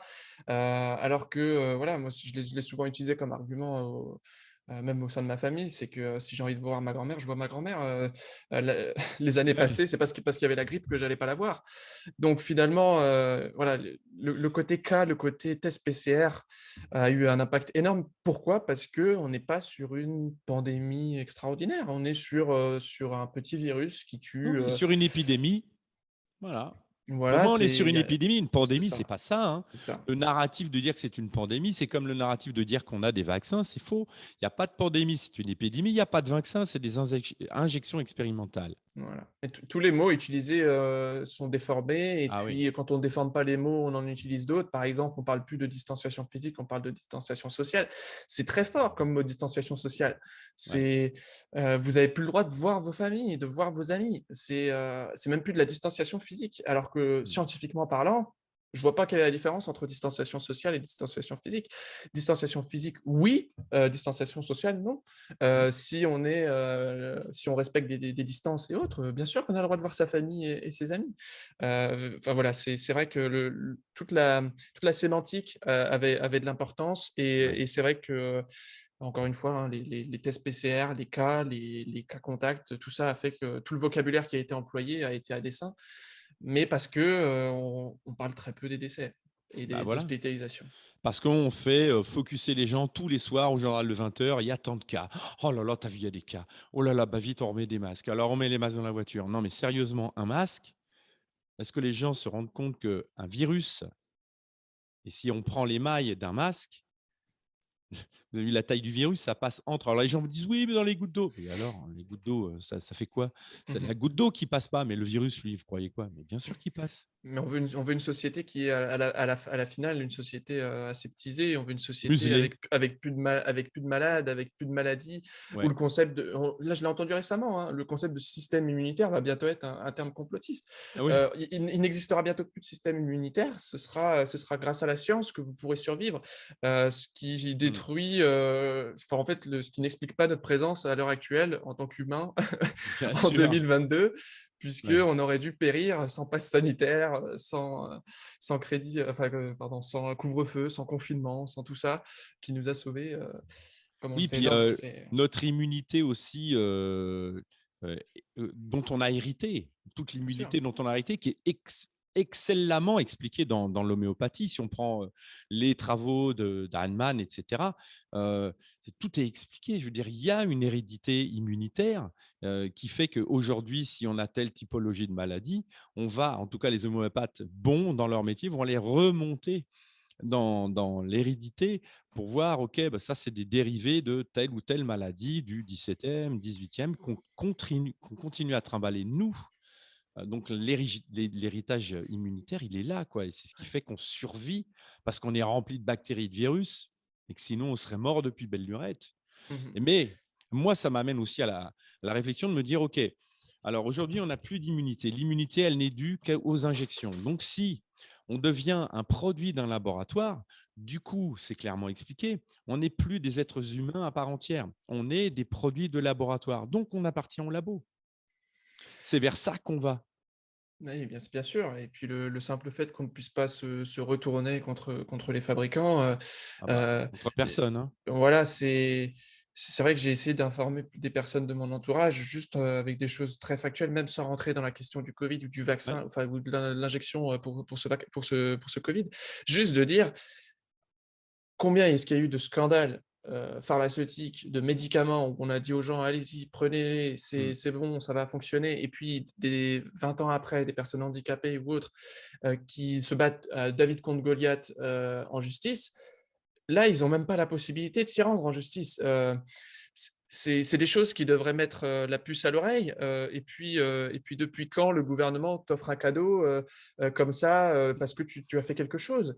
Aujourd'hui, on n'arrive même plus à augmenter le SMIC, on n'arrive même plus à avoir des «cadeaux» entre guillemets du gouvernement. C'est pas des cadeaux, mais on n'a même plus de Ouais. choses positives du gouvernement. Par contre, si on se fait injecter, on peut avoir, une glace, on peut avoir ceci, on peut avoir, des frites, on peut avoir des armes à feu, on peut participer à un loto, on avait fait la liste, à Ouais, ouais, l'époque c'est pour la énorme. Ouais. vidéo de Vivre sainement. On avait fait la liste de tous les trucs qui avaient été donnés partout dans le monde. On se rend compte qu'il y a quelque chose de malsain derrière. C'est que si le produit est bon, le produit est bon. J'ai toujours Mm. entendu quelqu'un qui me disait, «Si un produit est bon, j'ai pas besoin de faire de la publicité», et Bah oui. c'était quelqu'un qui était dans le côté nutritionnel. Il disait: «Tout ce que vous voyez à la télé pour la nourriture, c'est mauvais parce que une Bah oui, il tomate, faut le vendre. une bonne tomate, je la vends. J'ai pas Bah oui. besoin de passer à la télé pour la vendre». Donc c'est vrai que voilà, tout ce côté-là, mais c'est vrai que finalement, on peut avoir un regard, et c'est ça qui est assez hallucinant, c'est que finalement, il y a plein de portes d'entrée pour comprendre que ce qui se passe n'est pas bon. Mm, On mm. peut avoir la porte d'entrée, commerciale, là, par rapport au vaccin, et cetera. On peut avoir la porte d'entrée historique, on peut avoir la porte d'entrée psychologique, le fait d'avoir dit tout et son contraire, que ce soit par Ah ouais. hasard, d'avoir dit tout et son contraire pour, mettre les gens dans cette confusion et dans cette peur et dans l'inaction. On peut avoir plein d'éclairages, qui peuvent nous permettre de comprendre, et je veux insister, alors il y aurait l'éclairage bien entendu scientifique, Mm. mais là où je dis: «Attention», on a entendu beaucoup sur les plateaux télé cette phrase: «Je ne suis pas médecin, donc je ne vais pas me prononcer». Faux, archi faux. Je vais moi, je dirai jamais ce qu'il y a dans les vaccins ou dans les injections parce que j'en sais absolument rien et je ne suis absolument pas du domaine. Par contre, comprendre des choses, lire des revues scientifiques qui disent que tel médicament, est bénéfique et qu'ils ont telle conclusion, vous n'avez pas besoin d'être médecin Bah bien sûr. pour y Mm. adhérer. Bah bien Donc sûr. attention par rapport à ça. On a vraiment, en fait, cette phrase, elle a permis de dire aux gens: «Éteignez votre cerveau, vous n'êtes pas assez intelligent pour pouvoir comprendre ce qui se passe, laissez les médecins de plateau télé répondre à votre place». Mais le danger, pour moi, il a été de dire, et ça remonte à il y a très longtemps, c'est de dire, c'est de se désolidariser de notre corps, de notre santé. C'est de dire, voilà, je remets entre les mains de mon médecin ma santé. Donc, c'est lui qui a les clés, c'est lui qui va faire. Mais ça, c'est une erreur fondamentale. On a fait la même chose pour la politique. On s'est dit, bah, moi, je me J'allais dire. désolidarise. Allez hop, je remets le côté vie citoyenne, vie politique, je remets ça entre les mains d'un mec et C'est ce qui que va en j'allais dire. faire je ne sais pas quoi. En Islande, ils ont eu, avant le Covid, ils ont eu réussi à foutre dehors leur gouvernement. Ça leur a pris quand même 2 ans, mais ils ont mis en place un gouvernement du peuple par le peuple où ils ont mis en place donc des sages issus du peuple pour justement conduire une politique gouvernementale. Et je pense, là, on est arrivé à un- à une fin. Tout ce qu'on a vu, tout ce qu'on cite depuis tout à l'heure, depuis le début de cette interview, finalement, on est dans une espèce de féodalisme. C'est quelque chose de féodal. Il y a toujours eu des rois et puis il y a eu des sbires. Quoi qu'il arrive, qu'on les nomme président ou autre, on est toujours dans ce même carcan. Et je pense qu'effectivement, le grand reset que nous promet Klaus Schwab et ses copains, c'est effectivement à nous de le faire parce que si on ne le refait pas, si nous ne faisons pas ce grand reset-là, c'est eux qui vont le faire pour nous. Et effectivement, on va devenir des objets, on va devenir des choses connectées, on va devenir des choses qui auront des zones de déplacement dans lesquelles on ne pourra aller ou dans lesquelles on ne pourra plus aller. Et puis, ça sera bien, tu vois. Et si nous, on ne fait pas ce grand reset de dire on fout tout ça dehors et on recommence effectivement une société humaine avec des humains à la tête et pas des espèces d'oligarches qui viennent d'à droite à gauche, on ne sait pas quoi, et que nous, on s'investisse, parce que c'est ça, en fait, quand tu dis, moi, je crée la France libre, tu rends le pouvoir aux gens de se dire, bah tiens, nous, on va œuvrer pour faire quelque chose de bien dans notre commune, ou autour de nous, en tout cas. Ouais, ouais, bien sûr et j'ai perdu le fil de ce que je voulais dire, mais c'est pas grave. Heu oui, ce que je voulais quand même rajouter, c'est qu'au niveau de la France, de manière historique, c'est vrai qu'on a malheureusement, on a un handicap, c'est qu'on a souvent, voire tout le temps remis notre destin entre les mains Ouais. d'individus, parfois de manière, intelligente, Mmh. c'est-à-dire que, bah, il y a des personnes qui ont œuvré à notre place et qui nous ont entre guillemets «sauvés», mais malheureusement, c'est aussi le cas dans le sens opposé où, à force de remettre le pouvoir entre les mains de d'autres personnes, bah, finalement, on n'est pas maître de son destin et Mmh. on est possiblement, attirable par des choses qui sont plus néfastes. Bah, c'est cette féodalité dans C'est laquelle on ça, on est baigne encore depuis dedans, 2000 hein. ans, quoi, hein, et il y a un moment, Et c'est vrai que, beh, moi, il y a une phrase qui résonne en moi là-dessus, c'est, pour la Seconde Guerre mondiale, la France a été, dans un premier temps pétainiste et ensuite mmh, la France a été, sous De Gaulle et elle a soutenu les 2 finalement. Donc bah oui. ce qu'il faut se dire, c'est que malheureusement, on est encore trop dans cette attitude de suiveur. C'est très compliqué de sortir de cette attitude de suiveur et de passer dans cette attitude d'acteur. Bravo aux Islandais. Et c'est vrai que tout le monde devrait s'inspirer de ça, mais c'est vrai que c'est très, très compliqué puisque, on nous a éduqués à être passifs, on nous a Ouais. éduqués à être, à suivre quelqu'un. Quand on est à l'école, on suit un professeur, quand on est dans une entreprise, on suit son patron. Et toute notre vie, c'est ça finalement, on est suiveur, on n'est pas acteur et je pense que la clé est là-dedans, c'est de tu me posais la question tout à l'heure, est-ce que les gens sont bons ou pas? Je pense que l'humanité est bonne et qu'on peut en faire quelque chose d'extraordinaire. Mais maintenant, c'est sûr que si, elle est endoctrinée, si, elle subit un lavage de cerveau, que ça soit à l'école, à la télévision ou ce genre de choses, Mmh. c'est sûr qu'on va créer des masses et non plus des peuples, qui vont du coup être facilement gouvernables. Mais je pense dans mon fond intérieur que si on a, les bons moyens, les bons outils, on peut former des futurs citoyens qui soient capables d'œuvrer par eux-mêmes, d'agir par eux-mêmes, d'avoir un esprit critique, et surtout d'être acteurs. Voilà, on en est vraiment là, quoi. Et Mais, il y a aussi justement des pardon, il y a vas-y, aussi vas-y. il y a aussi des choses qui sont positives. Mmh. Là, par exemple, j'ai fait une réunion donc avec, bah, les Français libres, là, du coup, c'était hier.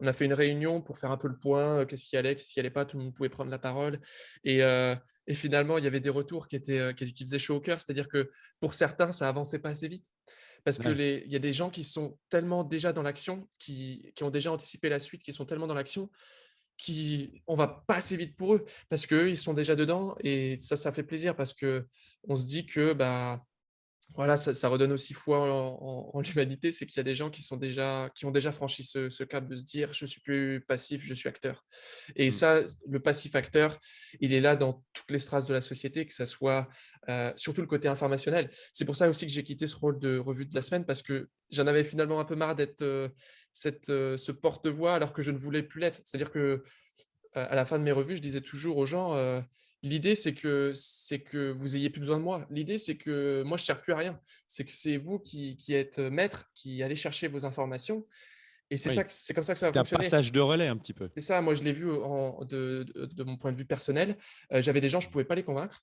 Par contre, j'ai réussi à faire qu'une personne, sans moi la convaincre, mais qu'une personne fasse ses propres recherches, elle en est arrivée aux mêmes conclusions que moi et j'ai rien eu à faire, mais c'est elle qui a fait ses propres recherches, qui est devenue acteur et Mmh. j'avais aucun contrôle sur elle. C'est elle qui faisait ses propres, analyses et c'est ça qu'il faut chercher, quoi. C'est Ouais. le côté acteur, mais dans toutes les strates de la société. L'information, l'alimentation, tout, quoi. Ouais. Est-ce que tu penses qu'aujourd'hui, résistance et pacifisme font bon ménage? Parce qu'on entend beaucoup dire: «Oui, ah bah, faut pas tomber dans le piège, on est des résistants, mais il faut rester pacifique», et cetera. Tu vois, à l'époque, Malcolm X, lui, prônait plutôt, il y a un moment, si, on t'en colle une, ben, il va falloir que tu en Tu colles t'en une pas autre, l'autre jeu, quoi. quoi. Ah ouais, voilà. Donc Là, j'avoue que je crois que c'est la question la plus difficile, de cette interview pour le moment. Parce que, j'avoue que j'ai pas tranché moi-même la question. J'entends les 2 voix. C'est-à-dire mmh, que, j'entends la première voix que j'entends, et avec laquelle, je suis vraiment d'accord, c'est: «Attention à pas tomber dans le panneau, à la violence», puisqu'on est dans un État qui, selon moi, n'attend qu'une chose, c'est qu'on fasse de la violence pour on l'a vu avec les gilets jaunes, malheureusement, il y a eu de la violence, bon, qui était faite aussi par d'autres groupes, hein, mmh. infiltrés, mais il y a eu de la violence et comment est-ce que l'État a répondu? Il a répondu par plus de contrôle, c'est-à-dire qu'on peut plus filmer dans des manifestations, on peut plus faire ceci, cela. Il y en a qui même émettaient l'hypothèse que ça avait été vraiment utilisé pour ça, pour un contrôle plus important. On est dans un État qui peut être extrêmement puissant, que c'est ben, on le sait, hein, médiatiquement et cetera, mais aussi, Ouais. physiquement, militairement, avec les gendarmes et autres. Il peut être extrêmement puissant et il a encore pas, selon moi, étendu, tout son horizon en termes de puissance et il faudrait pas qu'on soit l'élément qui fasse qu'on puisse, on leur donne les moyens de nous faire plus mal encore, quoi. J'entends cette voix-là, j'entends aussi la voix bah, finalement quand on bouge pas, quand on manifeste, il se passe rien. Ouais. Je suis totalement d'accord, hein, Mmh. la preuve en est pour le pass sanitaire, pour les gilets jaunes, il y a les exemples sont légion, pour montrer ça. Il y a eu énormément de manifestations, énormément de choses Mmh. pacifiques. On nous a dit: «Si vous verrez, si vous êtes pacifique, il y aura des choses qui vont se passer». Malheureusement, pas tout le temps le cas. Bah, mmh, même, Heu, jamais, j'ai envie de dire. Qu'est-ce qui s'est passé? c'est On a ça, vu que ça ils ont durci le ton, nos amis, des DomTom que je salue ici, une fois de plus. Ils ont durci grand le ton. courage. Mmh. Voilà, grand courage, ils n'ont pas, plié. Ils ont continué, ils ont repris leurs actions et ils sont à un niveau de violence qui est autre que le nôtre et on voit bien que le gouvernement cède. C'est ça, mais j'avoue que je j'ose pas me prononcer puisque je suis encore dans cet entre-deux. Mmh. Je comprends, la vision du «s'il y a pas de violence, il se passe rien». On l'avait vu aussi avec les gilets jaunes, le seul week-end où il y avait eu les grosses violences, bah, finalement l'État avait reculé juste derrière. Heu, c'est vrai, maintenant, le problème c'est que, on a des médias qui sont aux ordres et qui ne nous aident pas puisque s'il y a violence, les médias se régalent de cette violence, Mmh. et des personnes qu'on pourrait réveiller vont se braquer contre nous, parce que les médias vont instrumentaliser cette violence en disant: «Regardez, vous correspondez pas à ces gens-là, c'est des violents, vous êtes pas violents» et il y a aussi ce côté-là qui m'embête, c'est que malheureusement les médias ont cette capacité à scinder. Après la question qui tranchera, je pense, c'est le nombre tout simplement. Si le nombre est de notre côté, que ça soit, heu, je ne sais pas quelle forme ça prendra, mais si le nombre est de notre côté, je pense que renversement il y aura, chose malheureusement qu'il n'y avait pas avec les gilets jaunes. Parce que tu Au vois, début, il y avait beaucoup de historiquement monde, mais après, ça c'est, oui. Et si tu veux, historiquement, si on prend, ce qui s'est passé en 1940, les résistants, s'ils n'avaient pas à des moments aussi, bah, usé de violence, je pense que la résistance n'aurait pas été prise au sérieux, et elle n'aurait certainement pas aidé justement les Alliés à mettre en place une libération qui ne s'est pas fait non plus dans la douceur, hein. Ça s'est fait Bien aussi sûr, dans la violence, en tuant des gens. bien sûr. Moi, historiquement, les mouvements pacifistes ont mené à rien. C'est vrai. Et effectivement, c'est jouer leur jeu de se dire, ah ben non, il ne faut pas qu'on fasse ça parce que c'est ce qu'ils attendent. Mais il y a un moment donné, s'ils attendent, il va falloir y aller. Parce que je ne pense pas qu'on puisse reprendre un pays, un État, ça ne s'est jamais vu de manière pacifique, en tout cas. Et je dirais, tous les grands pacifistes le disaient. Je veux dire, que ce soit Gandhi ou tous les autres, le disaient, il y a un moment, s'il faut user des mains, s'il faut en venir aux mains, on en viendra aux mains. Donc, c'est vrai que c'est une question qui est un peu... Voilà, c'est ça met en cause un petit peu nos convictions, c'est de se dire, voilà, on n'est pas des gens violents, mais il y a un moment donné, je pense qu'on obéit à des niveaux de souffrance. Tu C'est vois, les sûr. dom-toms, leur niveau de souffrance n'est pas le même que le nôtre d'entrée Non. de jeu parce qu'eux, ils ont connu l'esclavage.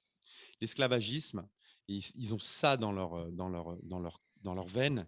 Et c'est-à-dire que tu les emmerdes ou tu les contrains un petit peu trop, eux, tout de suite, Ils ils ont cette montent. expérience. Voilà. Nous, on ne l'a pas. Donc, on peut nous contraindre. Tu vois, c'est l'effet de la grenouille Et je sais pas si, l'eau chaude. oui, bien sûr, et je sais pas si ça a un lien aussi, mais si tu vas peut-être me l'expliquer mieux que moi. Il me semble que dans les DOM-TOM, il y a eu aussi, alors je crois que c'était en Guadeloupe, il y a eu aussi beaucoup de scandales à l'époque avec les pesticides et ce genre de choses Ouais. qui ont, à mon avis, eu un rôle déjà un peu important. C'est-à-dire que les gens là-bas ont accepté l'idée que le gouvernement ne n'œuvrait pas pour leur bien. Mm. Alors, Bah oui, dans les bananeraies, tous les voilà, pesticides, c'est dans ça les que je champs voulais, de. voilà, Il y avait les bananeraies, il y avait tout ce qui était canna aussi, toute la canne à sucre. c'est ça, Et les mecs sont morts de cancer et de c'est ça, machin. Tu as vu la flotte dans l'eau potable chez eux, comme c'est c'est un ça. scandale. C'est pas Voilà, possible. et c'est vrai que j'avais pas creusé ce sujet-là, mais je l'avais vu passer à l'époque, Mm. et je me dis que ça a dû aussi beaucoup jouer dans leur, parce que c'est assez récent finalement, donc ça Ouais. touche des personnes qui sont encore là, aujourd'hui, qui l'ont vécu et qui, eux, savent que le gouvernement peut autoriser des choses qui ne sont pas, bonnes pour eux, donc Mm. c'est sûr que par rapport au vaccin, ce ne sera pas les premiers qui vont y aller, quoi. Ah, bah ça, non, hein. Voilà. Et selon toi, qu'est-ce qu'il faudrait faire en fait pour que tout ça s'arrête? Bah, comme je l'ai dit, j'ai pas de baguette magique, malheureusement. Mm. Si je l'avais, je l'aurais déjà utilisée. Hem, Selon moi, ce qu'il faut, c'est retrouver du contact, retrouver, de la fraternité, retrouver toutes ces valeurs qui vont nous redonner un certain pouvoir. C'est aussi redevenir acteur, c'est aussi, s'enrichir, devenir plus autonome, devenir plus puissant, le mot, c'est le seul qui me vient, mais c'est-à-dire, avoir une connaissance de son histoire nationale, avoir une connaissance de sa culture. Hem, Notre pire ennemi, c'est aussi l'ignorance. Il faut Mm. que Eh oui, hein. c'est un boulot qui est énorme, hein, là, ce que je suis en train de décrire. Je suis en train de décrire un humain parfait là, mais il faut un humain qui sache réfléchir par lui-même, qui sache prendre des décisions, qui soit responsable, hem, qui ait une belle connaissance, aussi un sentiment patriotique, parce que si on n'a pas de sentiment patriotique aujourd'hui, c'est compliqué. Ouais. Heu, ouais, On l'a vu avec je cette dirais que histoire c'est du drapeau européen sous bien l'Arc de sûr, Triomphe, quoi. C'était vraiment une bien insulte sûr. au peuple français, je veux dire, sans mauvais jeu de mots, sans vouloir appartenir à quelque groupe que ce soit d'extrême. Merde, on est français, bah, on appartient à la France, point barre. Et être français, c'est pas être raciste, au contraire. Non, non, bien sûr, et on est voilà, c'est parce que chaque valeur humaine est attaquée, et c'est vrai que, bah, le sentiment patriotique est attaqué d'une manière, pratiquement Mm. inégalée. Je pense que le sentiment patriotique, on essaie de déconstruire la culture, l'histoire nationale, heu, pour que justement il n'y ait plus de différence entre un Français et un Espagnol, entre un Ouais. Espagnol et un Italien, et que finalement, bah, que les États-nations, disparaissent. C'est aussi le but de tout ça, hein. C'est Ouais. pour ça qu'ils s'attaquent autant aux patriotes, qu'on dit à chaque fois les patriotes, finalement, c'est extrême droite, voilà, c'est directement ça. Mais on s'attaque à toutes ces personnes qui sont fières de leur pays et qui veulent le défendre, parce que, heu on a vécu sous des personnalités comme De Gaulle, qui avait un amour pour la patrie qui était énorme, mais est-ce Mm. pour autant qu'il a déclaré la guerre aux voisins? Non. C'est juste que, je prendrai aussi l'exemple de Donald Trump qui a, en termes patriotiques, je pense que c'est un bon exemple aussi, Ah qui oui. adore son pays. Est-ce qu'il a déclaré la guerre, aux pays voisins? Non, parce qu'il adore son pays, il aime son pays de tout son cœur, et il veut le meilleur pour son pays, et il veut que chacun raisonne comme ça à sa manière, Mm. que le président italien fasse de même, et que personne ne s'agenouille devant quelqu'un, et que et c'est aussi préserver notre diversité, préserver notre richesse. Bah, c'est ça Heu, qui fait que c'est intéressant. Un être Bien humain sûr, est intéressant parce qu'il a cette diversité, cette richesse. Quand tu bien dis sûr, un Italien, il est intéressant parce que moi, j'ai envie de savoir sa bien culture, j'ai sûr. envie de connaître comment c'est l'Italie, comment Si je vivent vais les là-bas, j'ai envie de Italiens. découvrir tout Oui, ça. et ouais. J'ai pas envie d'être en Europe. Tu vois, il y Voilà. avait beaucoup d'Américains quand ils venaient, et moi j'ai entendu ça parce que j'ai de la famille américaine qui venait en France ou en Angleterre, qui me disaient ouais, on est venu en Europe. Non, non, non, non. T'es venu où? C'est pas possible.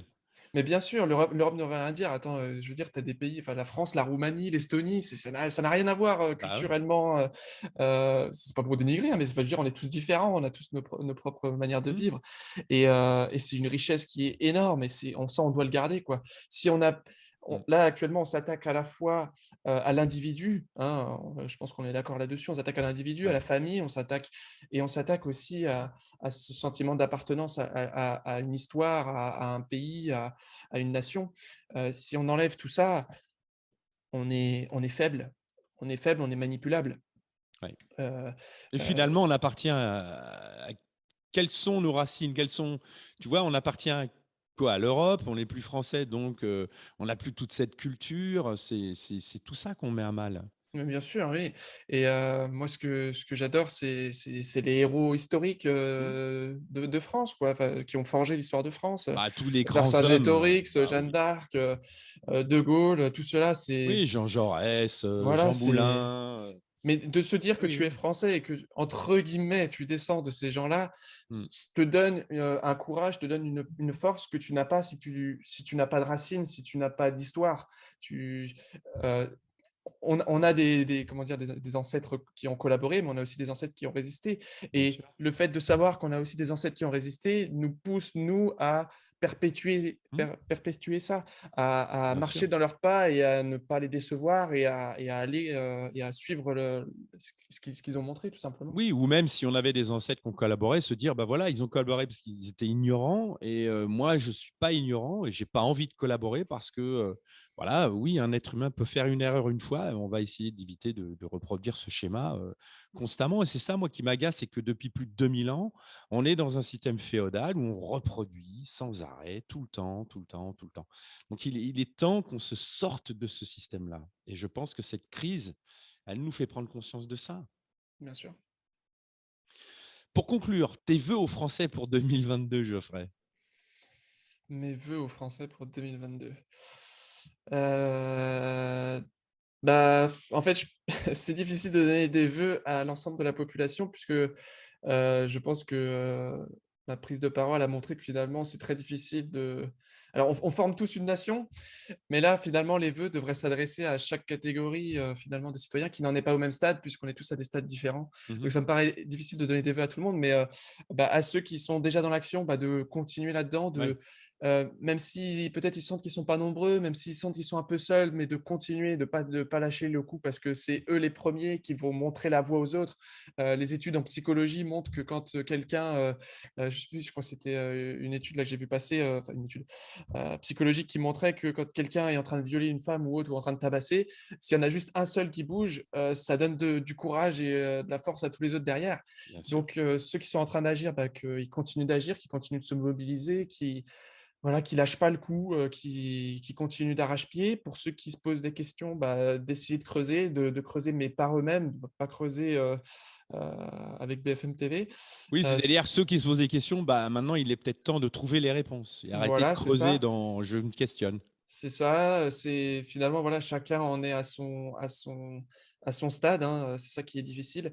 Bah, ceux qui sont dans le moule actuellement et qui suivent, bah, eux, c'est difficile. Il faudra qu'il y ait quelque chose qui vienne, les perturber. Peut-être qu'il faudra qu'ils soient touchés eux-mêmes par ce système.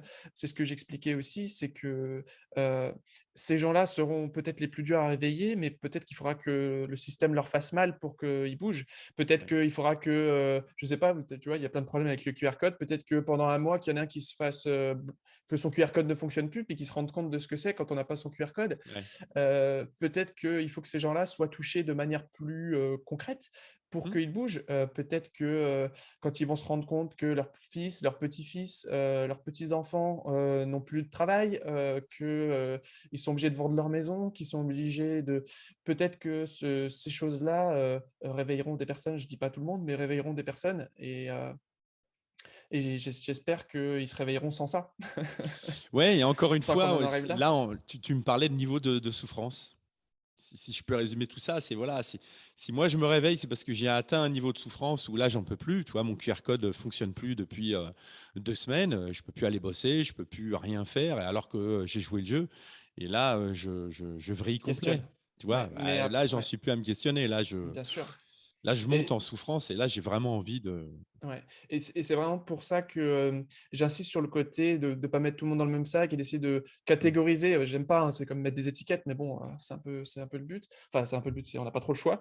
C'est vraiment ça parce qu'on a des personnes qui vont se réveiller, je sais pas combien, mais on a des personnes qui vont se réveiller, ça c'est sûr. Ouais. Il faudra pas qu'on les juge et qu'on soit méchant avec eux parce que, moi je vois des personnes qui sont en déprime mais complète, et qui vont avoir un besoin de soutien qui va être hallucinant parce que, ces personnes-là, ça va être difficile, d'encaisser Ouais. le coup, de se réveiller, mais surtout d'encaisser le coup, Mm, de mm. se dire que, j'ai potentiellement mis quelque chose dans mon corps qui est néfaste pour moi. Ça va très, Ouais. très loin dans la souffrance, donc il faudra aussi accompagner, les personnes qui feront marche arrière, et surtout, de pas rentrer dans cet affrontement entre, vaccinés, non vaccinés et cetera et surtout d'essayer d'être là, alors je sais que c'est pas facile, hein, mais d'essayer d'être là pour aider ceux qui voudraient franchir le pas et vraiment pas être dans une opposition, mais être un peu derrière eux, les suivre, les regarder, voir s'ils ont besoin d'aide et de temps en temps être là pour les ramener du bon côté ou voilà, faut vraiment garder ça aussi pour que le nombre soit de notre côté.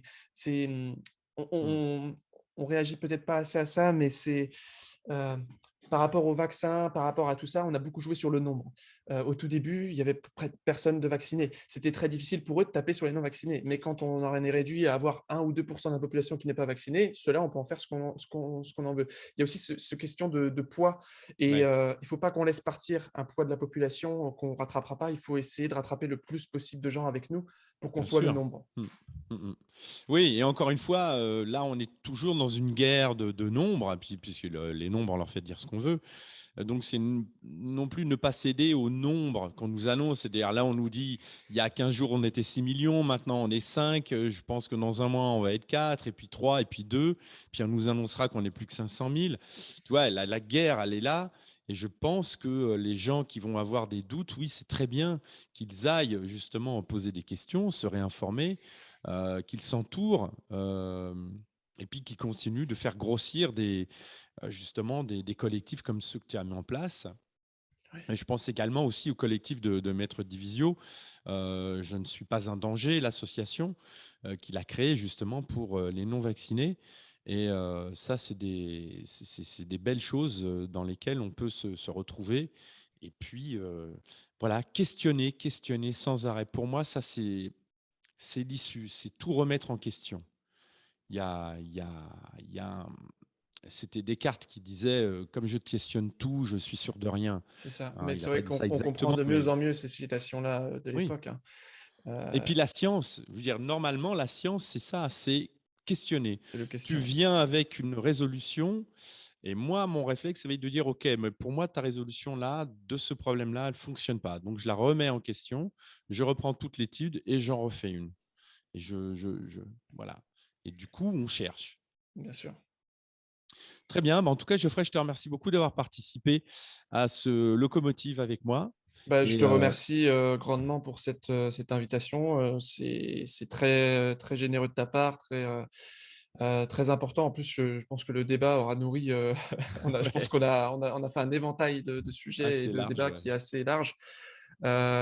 Merci pour ta présence et merci pour ton invitation qui fait grandement plaisir en tout cas. Merci Ah beaucoup. bah, c'est top. Et où est-ce qu'on peut te retrouver si on veut t'écrire, si on veut justement rejoindre ce que tu fais? Est-ce que tu peux rappeler où on peut te retrouver? Alors moi, je suis un fou, je suis sur, je sais plus combien de plateformes, différentes, Je fais le choix d'être sur des plateformes à la fois alternatives et des plateformes, mainstream. Je fais le choix d'être sur les 2 puisqu'on me le reproche souvent, on me dit: «Quitte Facebook, quitte YouTube, quitte Twitter». Je leur dis: «Non, absolument pas», parce que c'est là que je peux trouver des gens qui se questionnent. C'est pas sur Eh oui, Odyssée ou Rumble que les gens vont enfin, si les gens sont déjà là, c'est qu'ils ont déjà ils ont fait un déjà chemin. trouvé des réponses, ouais. C'est ça, et moi mon but c'est de réveiller ceux qui ne sont pas réveillés, donc c'est pour ça que je reste sur les 2 pour à la fois satisfaire ceux qui sont déjà sur les alternatives et sur les nouvelles. Donc vous pouvez me contacter sur Facebook, Twitter, VK, VK j'aime bien parce que c'est plutôt facile, VK, Twitter, Facebook, je pense que vous arriverez à me contacter, là-dessus. Depuis que j'ai créé Telegram, j'avoue que, je mets plus de temps à répondre, mais je réponds à tout. Je passe énormément de temps à répondre à tous les gens, mais je déteste cette, tu sais, cette distance qui s'installe entre des personnes que tu adores et enfin, que tu Ouais. adores, ou que tu suis tout simplement, et toi, parce que finalement on est pareil quoi, il y a Mmh. rien de différent entre nous, et moi j'aurais adoré pouvoir discuter avec des personnes, plus connues et qui font un super travail, mais malheureusement je peux pas parce que, bah, voilà, elles ont un emploi du temps, elles ont tout ça. Mais c'est vrai que de mon côté, j'aime, répondre à tout le monde parce que c'est super enrichissant et c'est super agréable de pouvoir discuter avec tout le monde et d'offrir un temps de parole aux gens, parce qu'il y en a qui ont en fait, ils ont besoin de parler aussi, et Bah oui. pas forcément à moi, mais ils ont besoin de parler à quelqu'un parce que, bah, dans leur entourage, ils ont pas besoin, enfin, ils ont pas grand monde. Donc voilà, s'il y en a qui veulent contacter, il y a aucun problème. Très bien. Eh bien, je te remercie beaucoup, Geoffrey. Bah, merci à toi, hein. Merci. Salut.